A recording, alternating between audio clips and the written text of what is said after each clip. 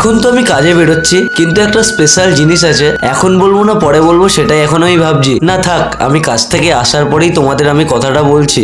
যাই হোক, এখন চলে আসলাম কাজের সাইডে, আর দেখতেই পাচ্ছ হাঁড়িতে এখন জল করা হচ্ছে। কারণটা হলো গাড়ি ভেতরে ঢুকবে না বলে, তাই হাঁড়িতে জল করে মাছগুলোকে নিয়ে যাওয়া হবে। তারপর মাছগুলোকে ধরে এখন মাছগুলোকে ধারের কাছে নিয়ে আসছে।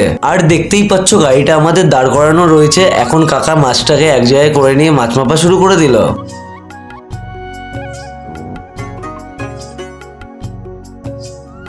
হ্যাঁ, যেটা তোমাদের বলছিলাম, এখন আমি যাচ্ছি কাকা বাড়িতে। আজকে আমার দাদুর জন্মদিন, কিন্তু বেশি কিছু তোমাদের দেখাতে পারবো না, কারণ আমার এই কাজের জন্য সবকিছু নাচাকার হয়ে গেল। হয়তো ওরা সব কেক মেক কেটে রেখে দিয়েছে, এবার যতটা তোমাদের পারি দেখাতে ততটাই তোমাদের আমি দেখাবো। এখানে আসার পর দেখি ভালোই আয়োজন করা হয়েছে, আর দেখতেই পাচ্ছ এখন সবাই খেতে বসেছে, আর ভাই এইদিকে বিরিয়ানি কাটছে।